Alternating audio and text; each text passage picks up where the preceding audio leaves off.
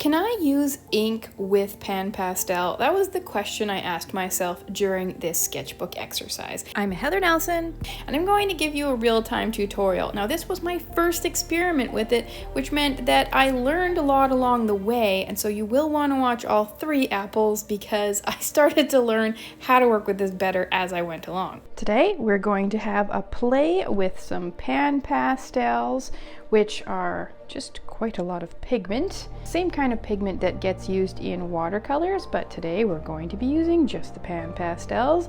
We're going to be painting apples, and we're also going to be using some fineliner pens. I really enjoy using fineliners and markers, sometimes fineliners and watercolors, and I thought, why not try to use fineliners with Panpastel? So I do have the applicator, like this is a soft tool applicator for putting on our Panpastel. I've got a cloth to clean off any excess pigment, and we're just going to be using a mixed media paper. This is Strathmore mixed media. Nothing fancy about this. It's got quite a smooth surface, so this is very smooth, almost like smooth as printer paper. So we're not going to be dealing with a fancy pastel paper as we work today. And I want to just have fun painting apples from different points of view. I want to keep it simple. I'm not going for perfection today. So I've cleaned it off a little bit here. I'm just going to pick a color. I'm going to picture this sort of greeny yellow. What is it called? Bright yellow green. There you go. This is the perspective I'm going to go for, so kind of like top-down angle, but you can pick, just set an apple up however you like there. And we're just going to kind of give it like circular motion and arcs.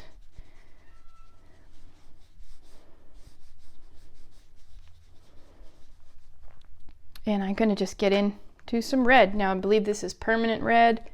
Yes, permanent red. And we're going to just kind of come and make little circles, little blob kind of shape. We're not going for a fine science here. It's going to make a little bit of shadow when I combine that permanent red with the green, because that's always going to desaturate, right? So then I'm going to get kind of a gray brown color. But you know what? I want shadow, so I'm going to do it. Blob it up. I can always add a little more of my green. Now you don't want to be mixing places that you don't want to mix, and that's even where you could get out your cloth again. Gonna grab a little bit more of my yellow green. Make sure you're cleaning off your applicator really well in between colors so you don't get muddy colors, that or use separate soft tools for each color. If you find this video useful, please give it a like and subscribe to my channel.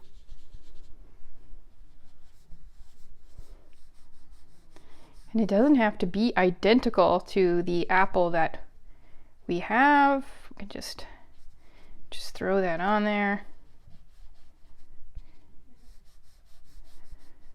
My shadow, essentially I've just made a ball, and I can add a little bit more red to have fun in the area that I want things to have a little bit more color. I've got quite a mix really of color here, so I'm just gonna dab it wherever I see that color forming. There is actually a little bit of shine on this side, so I don't want to cover. I've got this kind of like little lighter spot. I'm gonna just leave that. I handle light areas better in the future apples. So now essentially I have a blob with just a mix of different shades here.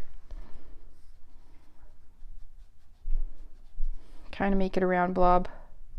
Just streak that in there where we've got this little streaks. And then I want a nice little shadow in the middle where I've got my stem. So I've got this color here, which is raw umber. And I'm just going to take that and I'm going to dab that in to my center shadow. There we go. And I'm not going to make a big scene about my stem. Maybe if you're going to put this on where I want a little bit of shadow. Maybe that's too much shadow. I'm even going to bring in a little bit of yellow, which I probably don't need, but I just wanted it to be a little bit brighter or warmer on this side over here. So I'm just going to bring that yellow in, just kind of brighten up some of these little areas here. Just dab it on there. Anywhere where I think I want just a little more warmth. And it just looks like a funny little ball right now. Now we're gonna get out our fine liner. I don't want anything perfect because I'm almost thinking of it more like line and wash. So I'm gonna just draw in a little stem with my fine liner. Maybe I'll get even thicker than that. That's a 0.2. I'm going to go all the way up to 0.5 as an experiment. Let's see how that goes.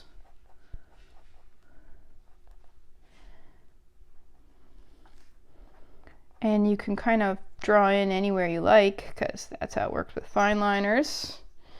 You can even make some lines. And then I'm going to do my overall shape, and I don't have to do it perfect. I don't have to do it perfectly round. Draw in one single line as opposed to overlapping lines. And I like to kind of have it cut in on some parts and then go out on other parts, sort of your typical line and wash. And then I can draw in some little lines elsewhere. Could even do some little hatch for a shadow. We're just going to kind of see how this all works out in the end. It's a bit of an experiment. I've not done this with Panpastel before. And I do want a little bit of shine. So I think to bring in a little bit of shine, I'm going to grab a little bit of my white here. Really clean off my applicator really good on my cloth. Bring in a little bit of white. And we're going to just see how that works, whether it actually does bring in the shine. There are even better ways to bring in shine, which we will be practicing later in the video. Then let's do an apple from a different point of view. Still going to bring down my yellowy green. And let's go to our next spot. You could either do like a new angle or maybe we even do just a different apple. I mean, this is your show. You have fun. Again, I'm putting this color on with little circles with my applicator. And in the, also like, I'm kind of working in the lines of the apple. And now I don't want to get too much of a browny color here. So I'm now going to switch colors. So we're going to wipe off our sponge. And I'm actually going to move on to our permanent red again. And just have it come over the top here. Just dragging it down a little bit into my apple shape. I'm doing a really light touch here, and I actually want a little shine here where my highlight is. So I'm going to try not to completely cover that spot here.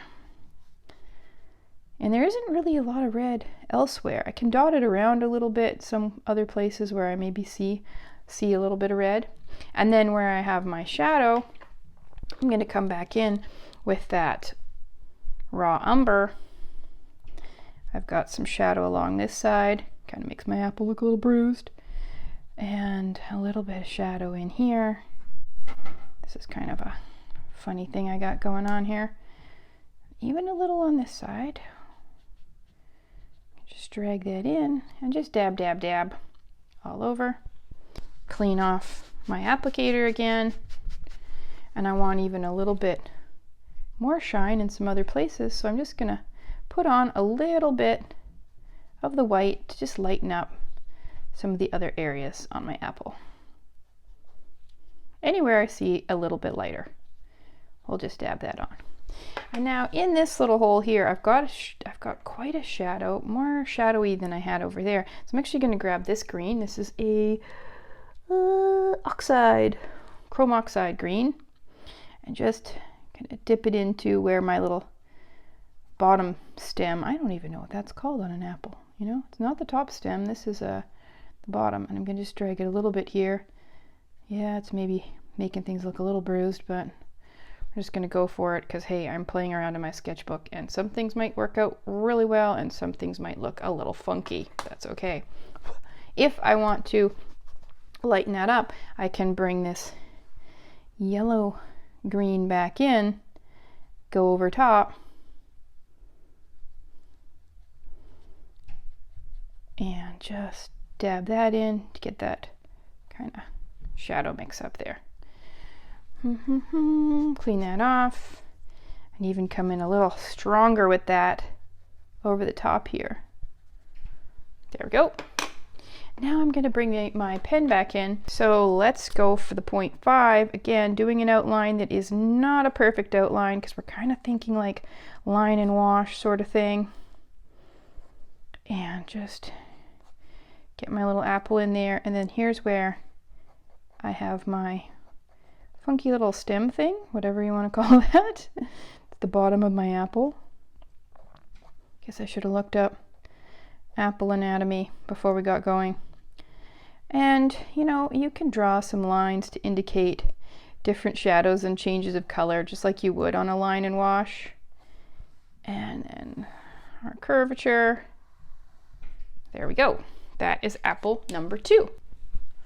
I have picked another angle for my apple. This time I'm going to just be looking like top down onto it. So I'm going to hold it like that. We'll see how that works. And going to get my greeny yellow color again, making a big circle essentially, just a blob. And I don't mind that my applicator's a little dirty this time because actually the top of this apple is a little bit like red green. There's some areas that are a little bit more green than red. I'm going to kind of come out from the center, just brushing it out in like a little radius. Then I'm going to clean off on my little cloth again, and I'm going to come in with more of a bright yellow here, just for this area around the top.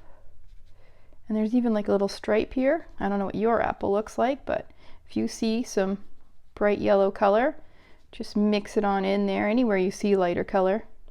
Nobody really knows what your apple look like but you, so you can't go far wrong. Then I'm going to grab my permanent red back in here again, and I'll clean off. Just going to kind of, this time I'm just like dabbing it in for a little bit of texture because my apple does have some funny little texture. And we've got a darker color down here, so I can put in more red. And then kind of just vary your pressure. So where you have more of a color, you can use a little bit harder pressure, and where you don't, just sort of skate it over. That's how I can kind of create that area where I can see that there's 2 colors. I've got a little bit of red and I've got a little bit of greeny yellow underneath. Here I actually have quite a dark color coming through this side. So that's where again I'm going to bring in my raw umber to make my shadow, making little circles there, even a little bit through the middle, but mostly it's coming around this curve and a little bit underneath. That's where I've got it. And then I've got some spots again where I've got some shine on my apple. Where I want to light things up, I'm just going to put a little bit of white. Now this white's not going to be bright, which is actually making me think about, ooh, I like how that mixes in there. It's pretty. So I'm just going to dab that around, see if I can get a little more of that. And as you go, you will experiment and you'll find things. You'll be like, oh, I kind of like the look of that, yeah.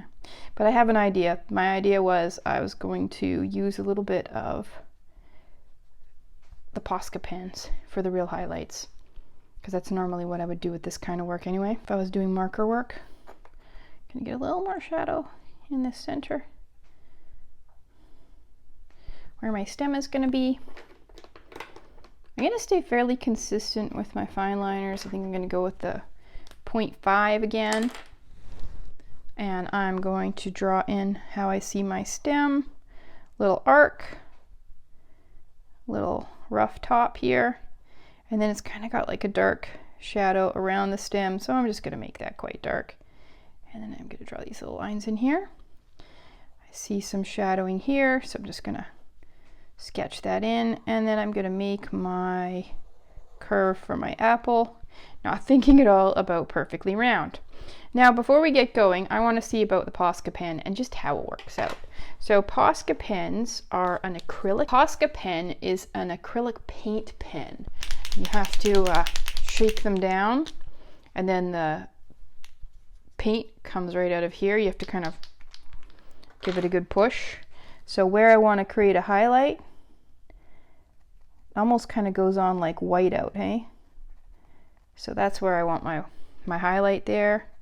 I'm gonna throw another little highlight over here. And we can just make up the highlights because you might not have your apple in the perfect angle anymore. But you can just throw those on here. I can kind of see what my highlight already look like. But you can always add some more. Maybe I want it down here.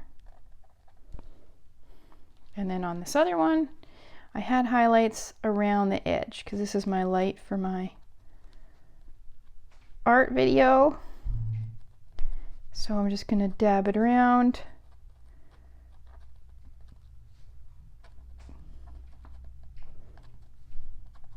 Just, yeah, now it's flowing a little bit better. That's the interesting thing about the Posca pen. Sometimes it takes a while for it to really flow. Here we go. Liking how that's coming together. You don't have to have a Posca pen, but if you do, then it can be fun because the paint will go on over top of pretty much anything. I'm just kind of dabbing it in here. There we go.